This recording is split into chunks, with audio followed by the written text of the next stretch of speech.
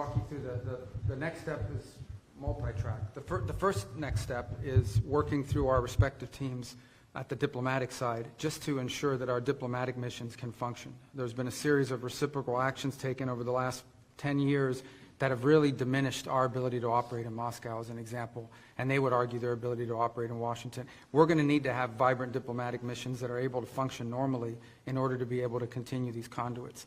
The second is a high-level team, including those who are experts on these topics, the technical side, to begin to engage with their side on parameters of what an end to this conflict would look like. And on that front, obviously, there's going to be engagement and consultation with Ukraine, with our partners in Europe and others. But ultimately, the Russian side will be indispensable to this effort, and so that process will begin. And then the third is, together with those other two, is beginning to engage in identifying the extraordinary opportunities that exist should this conflict come to a acceptable end, the credible opportunities that exist to partner with the Russians geopolitically on issues of common interest, and frankly economically on issues that hopefully will be good for the world and will also improve our relations in the long term between these two important countries.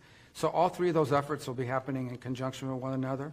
Obviously, the diplomatic one is one we think we hope to move pretty quickly on, because this involves the treatment of our respective missions. The second one will be difficult, which is the question of Ukraine and the end of that conflict. But I think that's essential in order for the third piece to even be possible, which is our ability to work together on other geopolitical matters of common interest, and of course some pretty unique, potentially historic economic partnerships as well.